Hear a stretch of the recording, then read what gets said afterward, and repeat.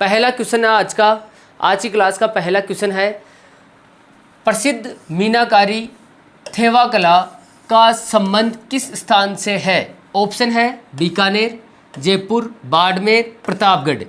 बताइए, आप इसका आंसर बताइए, क्या होगा इसका आंसर? प्रसिद्ध मीनाकारी थेवा कला जो कहाँ की प्रसिद्ध है वो है प्रतापगढ़। क्या आंसर होगा इसका? प्रतापगढ़। बात करते हैं व्याख्या की। प्रतापगढ़ की मीनाकारी थेवा कला कहलाती है। थेवा कला के अंतर्गत किन किन रंगों का प्रयोग होता है? हरे, नीले, लाल, पीले। कांच पर, मतलब कांच का कलर है ये, हरा, नीला, लाल, पीला। कांच पर सोने व चांदी की आकर्षक चित्रकारी की जाती है। इस कला को उभारने वाला कलाकार था कौन? नाथूजी सोनी। कौन था? नाथूजी सोनी। मतलब थेवा कला को जो उभारने वाले जो कलाकार हैं वो थे नाथूजी सोनी। ठीक है। और ये कांच पर सोने व चांदी की जो मीनाकारी की जाती है उसे हम थेवा कला कहते हैं। और थेवा कला प्रतापगढ़ की प्रसिद्ध है। और आपको थेवा कला है क्या, इसका आपको स्क्रीन पे चित्र भी दिखाएंगे। और ये जो आपको स्क्रीन पे जो चित्र नज़र आ रहा है यह है थेवा कला जो कहाँ की प्रसिद्ध है? प्रतापगढ़। ये देखिए, ये कांच पर सोने के जो चित्रांकन की गई है, जो बारीक बारीक जो चित्रांकन किया गया है, इसे ही क्या कहते हैं? चित्रकारी जो की गई है इसे ही थेवा कला कहते हैं। और इसके प्रसिद्ध कलाकार कौन थे? नाथूजी सोनी। ठीक है, आगे चलते हैं। क्वेश्चन नंबर 2, ब्लू पोट्री को राजस्थान में किस शासक द्वारा लाया गया? ठीक है, वैसे ब्लू पोट्री है कहाँ की? यह है जयपुर की। ब्लू पोट्री कहाँ की प्रसिद्ध है? जयपुर की। और किसके द्वारा लाई गई थी ये? ऑप्शन है राम सिंह, मान सिंह, माधो सिंह, भवानी सिंह। बताइए, ब्लू पोट्री को राजस्थान में किस शासक द्वारा लाया गया था? और इसका आंसर होगा राम सिंह। क्या है इसका आंसर? राम सिंह द्वारा लाई गई थी ये ब्लू पोट्री। और व्याख्या की अगर हम बात करें तो जयपुर के शासक कौन? राम सिंह द्वितीय, जिनका शासन कार्यकाल कहाँ तक रहा? शासन कहाँ से रहा? 1835 से 1880 ईस्वी तक राम सिंह द्वितीय रहे जयपुर के शासक। और उन्हीं के शासनकाल में ब्लू पोट्री लाई गई थी। ठीक है। किस समय दिल्ली निवासी भोला नामक व्यक्ति से ब्लू पोट्री का कार्य चूड़ामन एवं कालूराम को सिखलाकर इन्हें महाराजा स्कूल ऑफ आर्ट्स में काम सिखाने हेतु नियुक्त किया गया? ठीक है, ये जो स्कूल है महाराजा स्कूल ऑफ आर्ट्स, ये भी कहाँ है? जयपुर। ठीक है। राम सिंह द्वितीय ने क्या किया कि दिल्ली निवासी कौन नाम था? भोला नामक व्यक्ति से ब्लू पोट्री का कार्य, ठीक है, किस किस को सिखलवाया? चूड़ामन एवं कालूराम को सिखाकर कहाँ लाया गया? महाराजा स्कूल ऑफ आर्ट्स में काम सिखाने तो नियुक्त किया गया। ठीक है। और ब्लू पोट्री कैसी है? तो यह है स्क्रीन पे जो आपको चित्र नज़र आ रहा है, यह है ब्लू पोट्री। ठीक है, ये देखिए, ब्लू मतलब नीला। तो ये जो नीले जो कलर की जो ये चीनी के जो पात्र हैं, ये चीनी के मिट्टी के जो पात्र हैं, उसे ही हम क्या कहते हैं? ब्लू पोट्री कहते हैं। और ये कहाँ की प्रसिद्ध है? जयपुर की प्रसिद्ध है। और किसके समय में लाई गई थी ये? राम सिंह द्वितीय के समय में लाई गई थी। चूड़ामन व कालूराम को सिखलाकर महाराजा स्कूल ऑफ आर्ट्स में काम सिखाने तो नियुक्त किया गया था। इससे सिखवाई गई थी भोला नामक व्यक्ति से। आगे हम चलते हैं क्वेश्चन नंबर 3, म्हारी बरसाले रिमूमल हालेनी ए आलीजे रे देख नामक लोकगीत किस क्षेत्र का है? मतलब म्हारी बरसाले रिमूमल हालेनी ए आलीजे रे देख नामक लोकगीत किस क्षेत्र का प्रसिद्ध है? ऑप्शन है जोधपुर, बीकानेर, जैसलमेर, सिरोही। इसका आंसर होगा जैसलमेर। किस क्षेत्र का है ये? जैसलमेर का। बात करते हैं व्याख्या की। जैसलमेर में गाया जाने वाला श्रृंगारिक लोकगीत है ये। किस प्रकार का लोकगीत है? श्रृंगारिक। ये जो है मूमल में लोदरवा जो कहाँ है? जैसलमेर। की राजकुमारी थी, का क्या नाम था, मूमल। की सुंदरता का वर्णन किया गया है, नक्शे सिकतक का वर्णन किया गया है इस गीत में। जो जैसलमेर की राजकुमारी थी मूमल, उसका श्रृंगारिक गीत है ये, मारी बरसाले री मूमल हालेनी ए आलीजे रे देख। ये श्रृंगारिक गीत है जिसमें जैसलमेर की राजकुमारी मूमल का नक्शे सिकतक का वर्णन किया गया है। क्वेश्चन नंबर, आगे हम चलते हैं, क्वेश्चन नंबर 4। लांगुरिया गीत का संबंध है, लांगुरिया गीत का संबंध किस देवी से है? ऑप्शन है शीला देवी, करणी माता, रानी सती, केला देवी। इसका आंसर तो आपको आना ही चाहिए, क्योंकि ये क्वेश्चन एग्जाम में कई बार पूछा गया है और सिंपल क्वेश्चन भी है वैसे देखा जाए तो। लांगुरिया गीत कहाँ का प्रसिद्ध है? ये है करौली, ठीक है, क्षेत्र तो है करौली। और कौन सी देवी का प्रसिद्ध है? ये केला देवी। बात करते हैं, लांगुरिया गीत का संबंध केला देवी से है, जो कहाँ है इसका मंदिर? केला देवी का मंदिर है करौली में। शीला देवी का मंदिर है आमेर महल, जो कहाँ है? जयपुर। करणी माता देशनोक बीकानेर। और रानी सती, इस रानी सती का मंदिर है झुंझुनू में। कहाँ है? झुंझुनू में।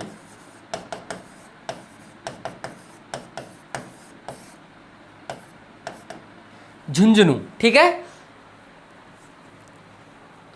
आगे हम चलते हैं। गुजरों में अधिक मानी जाने वाली केला देवी के मंदिर की प्रमुख विशेषता कनक दंडवत है। ये जो केला देवी है, ये किस समाज में ज़्यादा मानी जाती है? गुजरों में। कौन सी समाज? गुजर जाती है, उस समाज में ज़्यादा मानी जाती है। और इनके जो मंदिर की जो प्रमुख विशेषता है वो है कनक दंडवत। इनके भक्त इनकी आराधना में कौन सा गीत गाते हैं? लांगुरिया गीत गाते हैं। और जो केला देवी का जो मंदिर है, उसी के सामने, मंदिर के सामने ही हनुमान जी का मंदिर भी है, ठीक है। आगे हम चलते हैं, और ये जो स्क्रीन पे जो चित्र नज़र आ रहा है, यह है केला देवी। कौन सी देवी है? केला देवी, जो कहाँ है?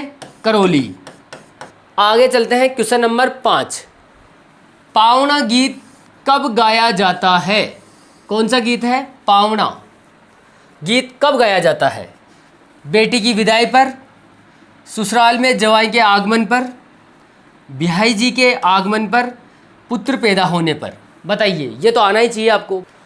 पावना गीत कब गाया जाता है? और ये गाया जाता है ससुराल में जवाई के आगमन पर। जब नई नई शादी होती है और जो जवाई साहब जब पहली बार ससुराल जाते हैं, तब ये भोजन खिलाते वक्त ये एक मीठी जो वहाँ की जो महिलाएं हैं, जवाई साहब को खाना खिलाते वक्त जो गीत गाती है, और ये एक तरह की मीठी मीठी गाली होती है, ठीक है।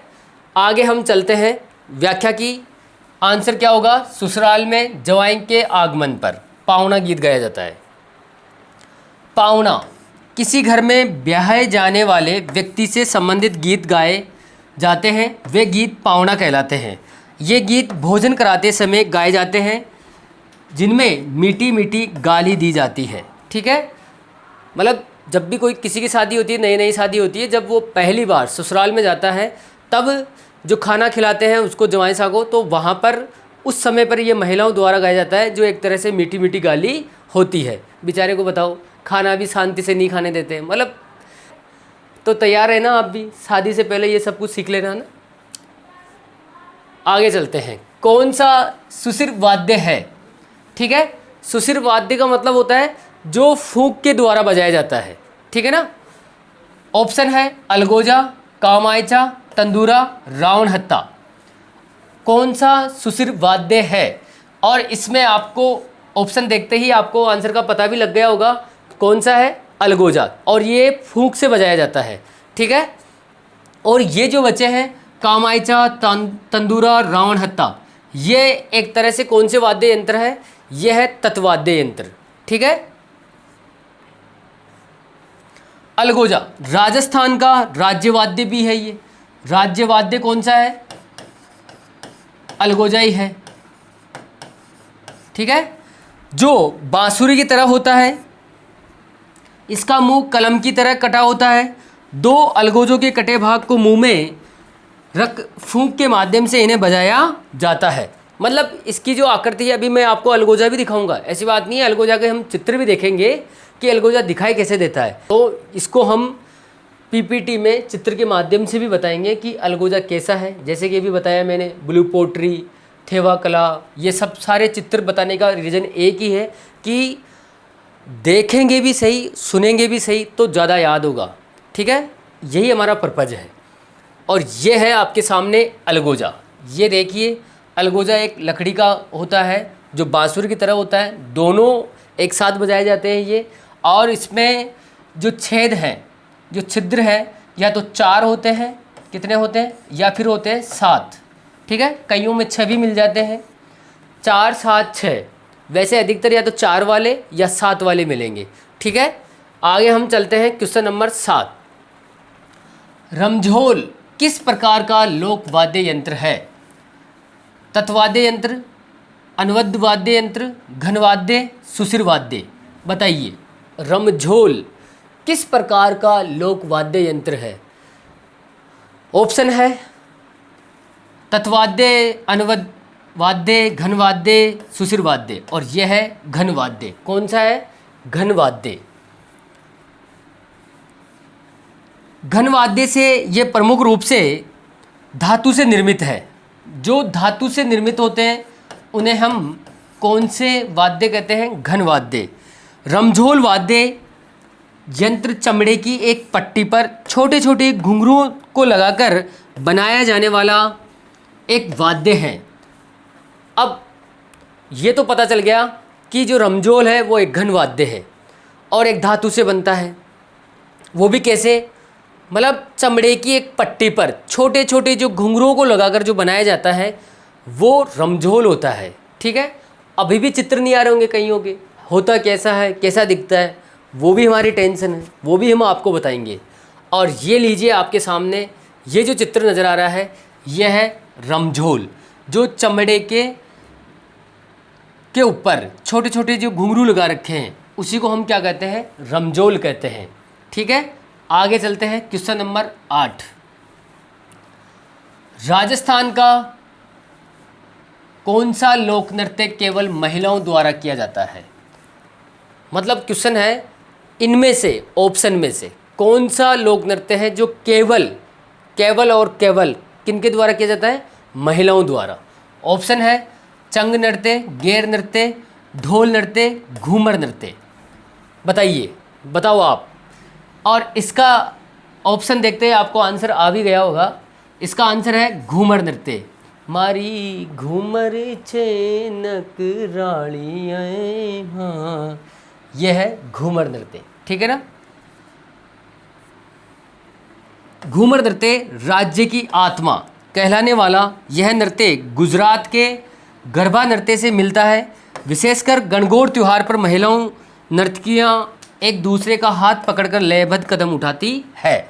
और ये जो हमारा है घूमर नृत्य, यही हमारा क्या है? राज्य नृत्य भी है और इसे राज्य की आत्मा भी कहते हैं। ठीक है। चंग नृत्य पुरुषों द्वारा किया जाता है, गेर नृत्य पुरुषों द्वारा किया जाता है, ढोल नृत्य पुरुषों द्वारा किया जाता है, जो कहाँ का है? जालोर का। कहाँ का प्रसिद्ध है? जालोर का। ठीक है। और यह है घूमर नृत्य का, जो ये नज़र आ रही है ये राजपूती महिलाएं हैं और ये कौन सा नृत्य कर रही है? ये कर रही है घूमर नृत्य। ठीक है, जो ये नृत्य हमारा राजस्थान का राज्य नृत्य भी है और इसे नृत्यों की या फिर राज्य की आत्मा भी कहते हैं। आगे हम चलते हैं क्वेश्चन नंबर 9। निम्न में से कौन सा मात्र पुरुषों द्वारा किया जाने वाला नृत्य नहीं है? ऑप्शन है गेर, ढोल, लूर, अग्नि। बताइए आप, इसका आंसर बताओ कि कौन सा नृत्य पुरुषों द्वारा नहीं किया जाता है। और इसका आंसर है लूर। कौन सा नृत्य नहीं किया जाता है? लूर। बाकी गेर नृत्य भी पुरुषों द्वारा किया जाता है, ढोल नृत्य भी पुरुषों द्वारा किया जाता है, अग्नि नृत्य, ये जो नृत्य है ये नृत्य जसनाती संप्रदाय के व्यक्ति करते हैं, जो अग्नि पर करते हैं और अग्नि पर जो अंगारे होते हैं उस पर ये कूदते हुए निकलते हैं। और जब कूदते हुए निकलते हैं तो वो क्या कहते हुए निकलते हैं? वो कहते हुए निकलते हैं फतेह फतेह, ठीक है, फतेह फतेह। और इसका आंसर होगा लूर नृत्य, ठीक है। लूर ग्रासिया जनजाति की स्त्रियों द्वारा किया जाने वाला नृत्य है। कौन सी जनजाति? ग्रासिया। ग्रासिया जनजाति की स्त्रियों द्वारा किया जाता है ये लूर नृत्य। ये जो स्क्रीन पर जो चित्र नज़र आ रहा है ये लूर नृत्य का दृश्य है। कौन से नृत्य का? लूर नृत्य का, जो ग्रासीय जनजाति की स्त्रियों द्वारा किया जाता है। बाकी गेर, ढोल, अग्नि, ये तीनों नृत्य किनके द्वारा किया जाता है? पुरुषों द्वारा। आगे हम चलते हैं क्वेश्चन नंबर 10। रम्मत लोक नाटक को निभाने वाले पात्र के रूप में जाना जाता है। मतलब रम्मत क्या है? रम्मत एक लोक नाट्य है, उसके पात्र को निभाने वाले को क्या कहा जाता है, या फिर वो उसको किस रूप में जाना जाता है? ऑप्शन है शिव, भवैया, खेलार, इनमें से कोई नहीं। और इसका आंसर है, क्या है इसका आंसर? खेलार, ठीक है। व्याख्या की अगर हम बात करें, रम्मत लोक नाट्य वस्तुतः संगीत नाट्य है जो ऐतिहासिक और पौराणिक तथ्यों के आधार पर काव्य रचनाओं के माध्यम से अभिनीत किया जाता है। इस नाट्य का अभिप्राय खेल होता है, जिसे खेलने वाले को क्या कहा जाता है? खेलार कहा जाता है। क्या कहा जाता है? खेलार, ठीक है। खेलने वाले को क्या कहा जाता है? खेलार कहा जाता है। Question number 11। संत पीर शाह अली और तुक्कनगीर ने 400 साल पहले, कब? 400 साल पहले मेवाड़ में किस ख्याल की रचना की? बताइए। ऑप्शन है ख्याल भारमली, चांद नीलगिरी, तुरा कलंगी ख्याल, मीरा मंगल। और इसका आंसर क्या होगा? इसका आंसर है तुरा किलंगी ख्याल। किसकी रचना की थी? संत पीर शाह अली और तुक्कनगीर ने 400 साल पहले मेवाड़ में वो की थी तुरा किलंगी ख्याल, ठीक है। व्याख्या की अगर हम बात करें तो तुरा कलंगी मध्य प्रदेश के कहाँ? चंदेरी राज्य के हिंदू संत तुक्कनगीर एवं, ये तो थे हिंदू तुक्कनगीर, एवं मुस्लिम संत शाह अली इस ख्याल के प्रवर्तक माने जाते हैं। तुक्कनगीर शिव तथा शाह अली शक्ति उपासक थे। मतलब जो तुक्कनगीर थे वो तो शिव का रोल करते थे, ठीक है।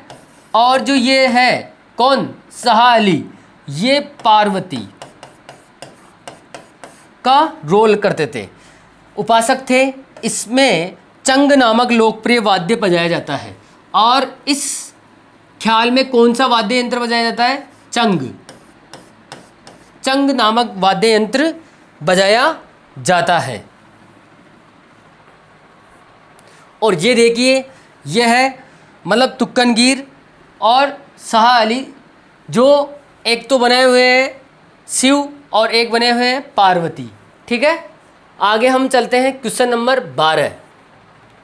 शाहपुरा में जिस संप्रदाय की पीठ स्थित है वह है शाहपुरा। पहले देखो ये शाहपुरा भीलवाड़ा का हिस्सा था, लेकिन अब भीलवाड़ा से अलग करके नया जिला बनाया गया है शाहपुरा को, ठीक है। अब वहीं से क्वेश्चन आया है, शाहपुरा में जिस संप्रदाय की पीठ है स्थित है वह है, कौन सी है? दादू, वल्लभ, निम्बार, राम सनई। बताइए। ऑप्शन है आपके सामने, इसका आंसर आप कमेंट्स बॉक्स में बताओ। शाहपुरा में जिस संप्रदाय की पीठ है स्थित है वह है, कौन सी है इनमें से? और इसका आंसर है राम सनई संप्रदाय, जो कहाँ है? शाहपुरा। दादू, यह है नरेना, जयपुर।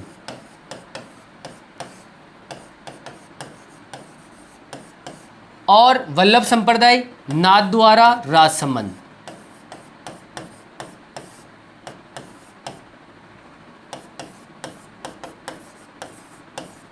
ठीक है। और ये निम्बार कहाँ है? सलेमाबाद, अजमेर।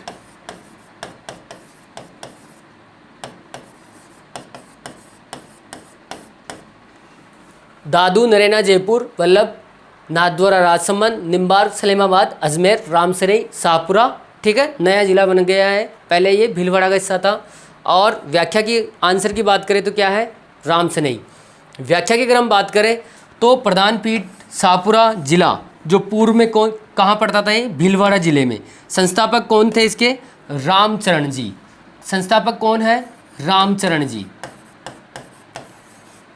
जो शाहपुरा की जो राम स्नेही संप्रदाय जो पीठ है उसके संस्थापक है रामचरण जी, जिनका जन्म कहाँ हुआ था? टोंक में डिग्गी के सोडा ग्राम में।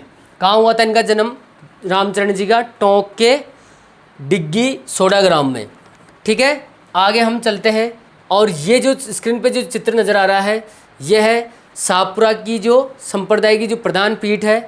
कौन? राम स्नेही संप्रदाय की प्रधान पीठ। ये जो चित्र है वो राम स्नेही संप्रदाय का चित्र है। ठीक है, आगे हम चलते हैं। Question number 13। 18वीं शताब्दी में राजस्थान में रेण, शाहपुरा, सिंहतल, खेड़ापा किस संप्रदाय के प्रमुख केंद्र थे? मतलब रेण, शाहपुरा, सिंहतल, खेड़ापा किस संप्रदाय के प्रमुख केंद्र थे? ऑप्शन है मीरादासी, राम स्नेही, दादूपंथी, रामदासी। बताइए। और वो है कौन सा? राम स्नेही संप्रदाय। क्या होगा इसका आंसर? राम स्नेही संप्रदाय। देखिए इधर शाखाएं एवं संस्थापक। रेण शाखा, संत कौन है? संस्थापक मतलब वो है संत दरियाऊ जी, जिनका जन्म हुआ था जेतारण, जो अभी कहाँ है वर्तमान में? ब्यावर जिले में। पहले पाली में थी ये जेतारण। ठीक है, लेकिन अभी नवगठित जो जिले हैं वो जेतारण तहसील कहाँ चली गई? ब्यावर में। ठीक है, और रेण शाखा कहाँ है? नागौर। ये जो है दरियाऊ जी का जन्म हुआ था जेतारण, जो अभी वर्तमान में ब्यावर जिले में है। बात करते हैं सिंहतल शाखा। इनके संस्थापक कौन है? हरिराम दास जी, जो शाखा कहाँ है? बीकानेर। खेड़ापा शाखा, संस्थापक है संत रामदास जी। कौन से हैं? संत रामदास जी, जो शाखा कहाँ है? जोधपुर ग्रामीण। आगे हम चलते हैं। Question number 14। तेजाजी का जन्म स्थल है। तेजाजी लोकप्रिय देवता है, जिसे धोलिया वीर कहते हैं, नागों के देवता कहते हैं, सर्पों के देवता वगैरह कहते हैं इनको। ठीक है ना, धोलिया वीर भी कहते हैं इनको। कौन से वीर कहते हैं? धोलिया वीर। धोलिया वीर भी इन्हें ही कहा जाता है। ठीक है, का जन्म स्थल है। ऑप्शन है ददरेवा, खड़नाल, आसिंद, कोलू। ऑप्शन आपके सामने है और इसका आंसर क्या होगा? आंसर है खड़नाल, जो कहाँ पड़ता है? नागौर। तेजाजी का जन्म स्थान है खड़नाल। नागवंशीय जाट लोक देवता तेजाजी का जन्म खड़नाल, जो कहाँ है? मुंडवा तहसील नागौर में हुआ। इनके पिता का नाम क्या था? पिताजी का नाम था ताहड़ जी। पिताजी का नाम ताहड़ जी, माता का नाम राम कुंवरी। माता का नाम राम कुंवरी और पत्नी का नाम था पेमल दे। पत्नी का नाम पेमल दे, या फिर एक और नाम था पेमल। और घोड़ी का नाम क्या था? लीलन। घोड़ी लीलन। ठीक है, और ये जो स्क्रीन पे जो चित्र नज़र आ रहा है यह है खड़नाल नागौर का जो मंदिर है तेजाजी का, वो है। और ये है तेजाजी, और ये जो घोड़ी है यह है लीलन। ठीक है, आगे हम चलते हैं। Question number 15। गोगामेड़ी स्थित है। ऑप्शन है चूरू, हनुमानगढ़, श्रीगंगानगर, झुंझुनू। बताइए गोगामेड़ी कहाँ स्थित है? और इसका आंसर होगा हनुमानगढ़। कहाँ स्थित है? हनुमानगढ़ में। गोगा जी को लोग किन किन नामों से जानते हैं? सांपों या सर्पों का देवता कहते हैं, गुग्गा वीर कहते हैं। कौन से वीर? गुग्गा वीर। जाहिर वीर कहते हैं और जाहर पीर भी कहते हैं। आदि नामों से भी पुकारते हैं इन्हें। यह एक लोक मान्यता है कि सर्पदंश मतलब सर्प के काटने के बाद इनसे प्रभावित व्यक्ति को यदि गोगा जी की मेड़ी अर्थात मंदिर तक ले जाए तो वह व्यक्ति सर्प विष से मुक्त हो जाता है। मतलब इनको सांपों के देवता कहते हैं। अगर मान लो किसी व्यक्ति को अगर सांप ने काट दिया और ये गोगा मेड़ी, मतलब मेड़ी का मतलब होता है मंदिर, अगर गोगा जी के मंदिर तक अगर वो पहुंच जाता है तो ऐसा माना जाता है कि वो सांप के काटने से जो जहर उसकी बॉडी में जो प्रवेश करता है उस जहर से वो मुक्त हो जाता है और वो व्यक्ति बच जाता है। ठीक है, और ये जो है यह है गोगामेड़ी, जो कहाँ है? हनुमानगढ़। ठीक है, आगे हम चलते हैं क्वेश्चन नंबर 16। केला देवी मंदिर स्थित है। ऑप्शन है करौली, टोंक, कोटा, सवाई माधोपुर। बता दिया, इसका आंसर तो आपको आता ही होगा। ठीक है ना, कहाँ है? करौली। जो केला देवी की आराधना में कौन सा गीत गाया जाता है? लांगुरिया गीत। ठीक है, ये अभी पिछले हमने बताया था अभी। करौली स्थित दिव्य मंदिर का निर्माण नरेश गोपाल सिंह ने। मंदिर का निर्माण, केला देवी का जो मंदिर है वो जो उसका यहाँ का राजा था, कौन? गोपाल सिंह ने करवाया था। ये याद रखना आपको ना, केला देवी का जो मंदिर का निर्माण करवाया था किसने? नरेश गोपाल सिंह ने करवाया। इनके भक्त इनकी आराधना में कौन सा गीत गाते हैं? लांगुरिया गीत गाए जाते हैं। ठीक है, और यह है केला देवी का मंदिर जो कहाँ है? करौली। ये देखिए केला देवी का मंदिर है। ये जो नहीं गए हैं वो भी यहाँ से बैठे बैठे दर्शन कर सकते हैं क्लास के माध्यम से। ठीक है, हमारा मकसद यही है, प्रत्येक पीपीटी में चित्र लाने का एक ही मकसद है कि आपको चित्रों के माध्यम से जल्दी याद हो, ज़्यादा से ज़्यादा याद हो, ज़्यादा दिनों तक याद रहेगा। ठीक है ना, आगे हम बात करते हैं क्वेश्चन नंबर 17। जैसलमेर के नरेश कुल देवी के रूप में निम्न में से किस देवी की पूजा करते हैं? मतलब जैसलमेर का जो भी शासक है वो अपनी कुल देवी के रूप में कौन सी देवी की पूजा करता है?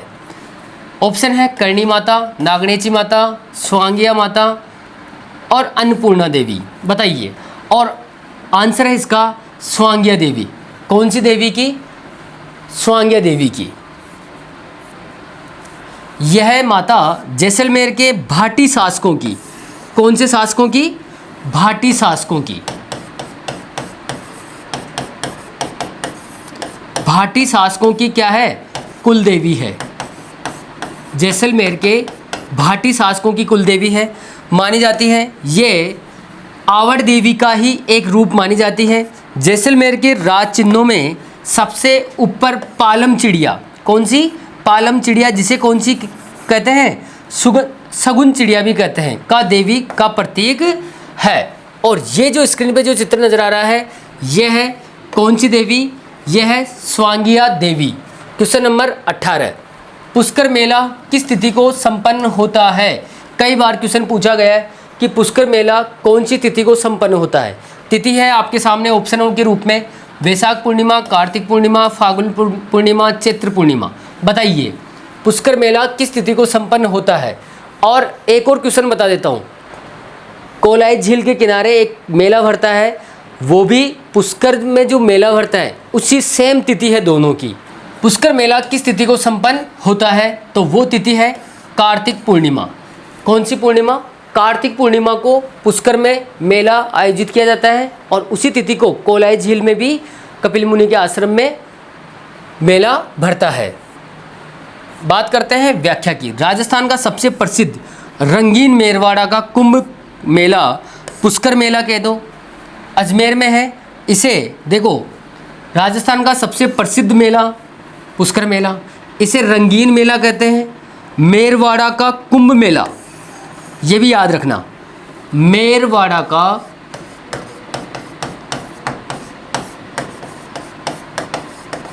कुंभ मेला कौन सा मेला है? पुष्कर मेला, ये याद रखें।